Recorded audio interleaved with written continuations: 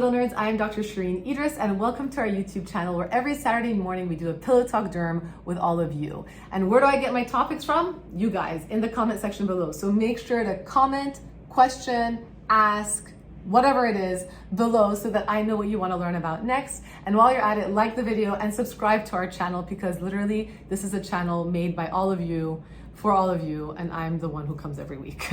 Also randomly, if you guys are new to this channel, I've been doing this for a year and a half. I've always been using just a tripod. I went last week to an electronics store, which I haven't been to in years because I order everything off Amazon. And the guy was shocked. He was like, you don't have a light, you don't have a real stand, you don't have a microphone. I'm not wearing a microphone today. I'm still just speaking into my phone, but I have upgraded my setup and hopefully you guys are enjoying the better quality of this video. What are we talking about today? We are gonna talk about not only lifestyle tips and tricks, not only skin tips and tricks, also product recommendations for all the eczema sufferers out there. What exactly is eczema and why are you confused? You are fully in the right to be confused because eczema is a broad term. What it really truly means is just dermatitis, which means inflammation of the skin. And it can look angry, it can look irritated, and if you rub too much, it can look thickened. Lichenified is the actual medical term. It is a condition that affects millions of people in the US, up to 10% of the US population, which is around 30 million people. So chances are you probably know somebody who has some sort of eczematous skin condition. Now, when dermatologists actually diagnose quote unquote eczema or atopic dermatitis in the office, they're really talking about a skin condition that's related to people who have asthma, hay fever, and food allergies. Just a little FYI. What exactly triggers eczema? With eczema, people and sufferers who have it have overreactive inflammatory responses to triggers, whether it is heat, and yes, heat can trigger it. Very, very dry skin. Dry climate. Humidity is actually your best friend. So you probably want to be in a humid hot climate, not in a dry hot climate. Certain irritants. People who have now broken skin barriers are much more sensitive to things like fragrances. And that's why most dermatologists will say, go fragrance free. And other sort of irritants as well. Let's jump in. Lifestyle tips and tricks. And I'm going to give you guys, and I typed this out, approximately 7 different lifestyle tips and tricks, starting with number 1. It's hard, but avoid scratching and rubbing. I myself am a major allergy sufferer and I want to rub my eyes all the time, especially right here in this corner. And I've noticed my skin has gotten slightly thickened over time. So do not do it because you will thicken your skin and it can look kind of like elephant skin over time. It's a very short-term gain with no long-term benefit. Just don't do it. Number 2, keep your nails short. I've been trying to grow my nails, but it's probably a good idea that they always crack because I'd probably go to town on some places, especially like in that corner of my eye. But keep your nails short. Why? Because when you have short nails, you're gonna do less damage to your skin, obviously. And if you can't keep your nails short, keep your hands busy. I don't know, get a rosary bead. Let's make them chic, okay? Let's make them part of your fashion thing, or get a fidget, or get something, or play with a pen, but keep your hands busy. Number 3, when washing your clothes, stick to everything that is free, all free, Tide free, free of fragrance, and skip the fabric softener. I love the scent or the feel of a fabric softener, but when I use it on my shirts sometimes, oof, I get really, really irritated, especially on my backside. So I would avoid fabric softeners as well as fragrances in your detergents. Number 4, wear clothing that allows your skin to breathe. And the best material here is probably gonna be 100% cotton. Number 5, if you do not have a humidifier and you live in a very dry climate, invest in a good humidifier. Just make sure to clean it because you do not want it to be a mold breeding ground. Number 6, take short showers. And the reason this sucks is because I love warmer, actually hotter, longer showers. God bless my kids for making my time in the shower very short these days, but definitely try to limit your time in the shower and change your water temperature to lukewarm water. You will help your skin a ton. Number 7, keep cool during exercise. I have had examples in my life when I decided for whatever reason I'm going to try to work out outside, and within 10 minutes I need to rip my pants off because my legs are flaming.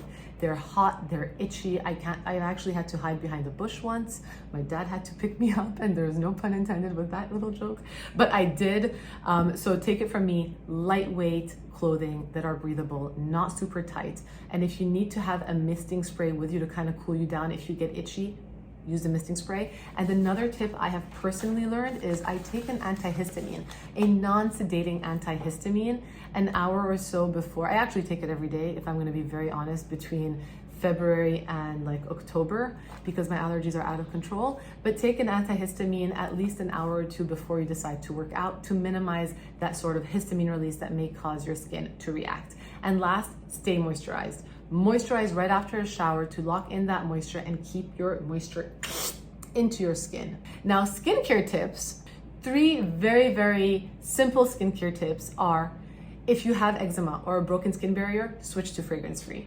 This is not a blanketed statement, again, for all skin types. If you don't have eczema or a broken skin barrier, enjoy your fragrance and the aromatherapy that comes with it. Number 2, if you need to do anything, don't be afraid of wearing sunscreen. But if you don't know which sunscreen to use because you're so sensitive, stick to one with zinc or titanium. And I almost list right over there. But a quote unquote physical sunscreen is a better one for you if you have a very sensitive skin or if you're prone to being sensitive. And last, look for seals with National Eczema Association. So for example, this product, which we're going to talk about shortly, has a seal right here that says approved by the National Eczema Association. This is a good guide for you guys to know whether or not you should be using a product or not, and you can go on their website. I have come up with a roundup of ingredients, and I have intentionally picked drugstore ingredients. Most of them are available in the US. A lot of, oh, my light just died. Maybe I should charge it. It's back. So most of them are available in the US. A lot of them are available overseas as well. My light just died again, but we're just gonna keep going. I tried, guys, I just forgot to charge it. Let us start with body washes. So 2 of the washes that I really, really love for people with eczema or very sensitive skin are: number 1, Cetaphil. This guy, the Restoraderm Pro line, which is a very soothing body wash enriched with filagrants to really help restore your moisture barrier. I think it's a great product to actually have in your shower. When showering, again, minimize the use of hot water and try to limit it. Like, I don't put it all over my arms and legs when I'm super dry. I'll really limit it to my privates, underneath my breasts, my armpits, the areas of your body that are going to accumulate sweat and grime and bacteria buildup. But it's not one that's going to overstrip your skin and leave it dry. The second one that I particularly really love is the Avène, and this one still has its, I just bought it. It is the Avène Zeracalm. This is a lipid replenishing cleansing oil. So you're going to feel like a slick seal in the shower, and just be careful not to slip. But this one is a great one. This one is fragrance free and approved by the National Eczema Association. But these are some shower products that I think can be very helpful for you. Minimize the use of harsh soaps and try to go for body washes that are really creamy or oily, okay? And you don't need to use it on all square inches of your body. Keep it to the pits, the groins, etc., the places where the sun doesn't usually shine. So once you come out of the shower, I'm gonna start with more lightweight moisturizers that I actually really like. And I have 2 examples. And one is if you live in a very dry climate, I would prefer you use this type of body lotion, the one by La Roche-Posay, their Lipicare lotion. Why do I like this? So I'll show it to you guys. It is lightweight. There is no scent. I'm gonna put it here. It gets absorbed very easily. And so somebody like myself who has no time after the shower to wait for their product to get absorbed, I'm talking about like Vaseline, which I'm gonna get to in a second. I like this one because it gets absorbed very easily and it feels very, very smooth and slippery. The reason I like this is that it's loaded with shea butter. And I used to call that shea butter, but I have learned that my English is not necessarily always the best.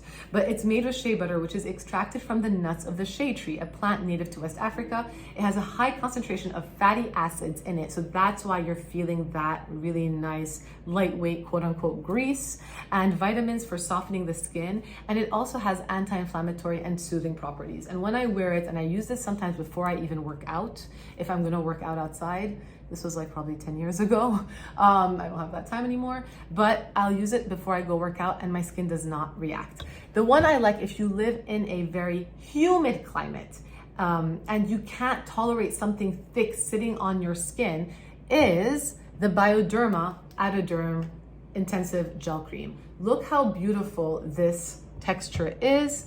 It is a lightweight gel cream, and you can use this not only on your body, but also on your face. I wouldn't be scared of using this one at all. This one is a beautiful lightweight jelly substance that doesn't have that greasy residue feel. It's much more lightweight, much more breathable. So if you're somebody with sensitive skin and even maybe acne prone, and you're looking for something lightweight even for your face, I would look no further and try this guy out. Love it, love it, love it, love it, love it. I would not be scared of it at all. All right, FYI, it has some niacinamide in here as well. So just make sure that you don't really overdo it with the niacinamide in another step of your skincare routine if you're gonna use this on your face. So the other 5 products that I'm gonna talk about are sort of multi-use products, okay? Number 1 is Aquaphor. I love their ointment body spray because this one can go on easier, right? It doesn't feel as greasy as Vaseline, which is the gold standard if you have eczema. Because it just gets absorbed lighter. But it does make your floor slippery, so do this over a towel. Be very careful. It could be the final step after you've moisturized to sort of seal it in. Now, if you have a crepey neck and chest, side tip, it's a great one to add on top of your moisturizer for your neck and chest. New York City is so loud. So why do I love this guy? Not only is it loaded in things like Vaseline and mineral oil, it also has glycerin and panthenol in it. Panthenol is a precursor to vitamin B5, pantothenic acid, which has not only been proven to be a great humectant, but also a great emollient. And they also enrich this with bisabolol, which is derived from chamomile and has anti-inflammatory effects as well. Next on our list is, and I bought this one in the UK, so this is for all the British folks out there, Cetraben. And they have not only this one, they have the one that comes in a pump, which I use at night, especially on my neck and chest because vanity. But this one is great for people with eczema. Not only can you use this, it is a mix of white soft paraffin, white liquid paraffin, so again, Vaseline and mineral oil, but also a lot of fatty alcohols. And as you can see, it is extremely thick, but feels much more lightweight than Vaseline does on your skin and has a much better playtime, so it spreads more easily. And a little tip, you can also use a little bit of this to wash your face. So if you're not somebody who can tolerate soaps or face washes, a little bit of this mixed with warm water can get a lot of your makeup off. And if you want to take a soaking bath, take a couple of teaspoonfuls of this, put it in a lukewarm water. It will melt in and allow your skin to really absorb better the moisture and the hydration. So a few little tidbits with Cetraben. In the US, we do not have it. You can find it on Amazon, but beware, make sure it is a licensed distributor and you're not getting some like third-party random SHIT.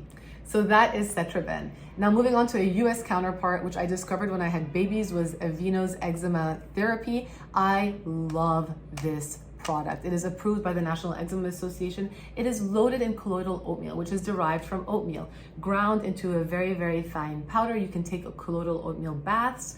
Colloidal oatmeal has been proven to really help your skin to the point where in 2003, the FDA classified it as a skin protectant. So if you're looking for an ingredient to really help nourish your skin, not only are you looking for humectants like glycerin that are going to hold on to moisture, or urea as well, which I will hit on in a second, you want ingredients that are also going to help soothe your skin. Colloidal oatmeal is probably the best one out there if you have really irritated or inflamed skin.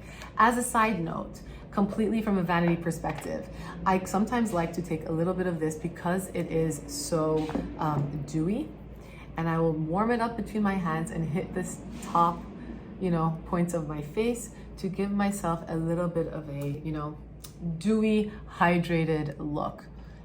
It works beautifully. I used to recommend the Weleda. I still do the skin food, but just be careful if you have eczema because it has a lot of essential oils which can irritate your skin and really make it much more inflamed. Which leads me to, if your skin is very inflamed and you have a broken barrier, you want a barrier cream, something that is nice and thick. And I love this one, Bepanthen, their pomade, which is also loaded in panthenol. It is a very white, thick barrier cream. This one you find overseas as well. A counterpart which is not as nice formulation wise is probably triple paste, but it is very, very, very pasty. This one just has much more of a sheen. I actually use it, I'm not gonna lie, as an alternative to Weleda for lip basting. So that is the bepanthen. And last, I have Isden's urea cream. And this one is an interesting one because it is loaded in urea, both a humectant and part of your natural moisturizing factor of your skin barrier, meaning it allows your skin to hold on to water and keeps it not only plump, elastic looking, and also obviously hydrated. Urea is also interesting because it is a keratolytic, which breaks down the keratin bonds between the superficial dead skin cells. So you might think, wait, but if I have an inflamed skin barrier, do I want to use that? You're right, I would probably avoid. But if you are somebody who has very dry skin and your skin barrier is not necessarily inflamed and red, urea can work wonders in getting rid of that dead skin cells on the superficial aspect of it, helping restore moisture beneath. And you might want to lock it in with the Aquaphor ointment spray. So those are my tips and tricks and few of my favorite products if you are somebody who has an inflamed skin barrier, if you have eczema, if you actually have atopic dermatitis. I hope you guys found this video helpful and useful, and I will catch you guys next week. Have a beautiful weekend.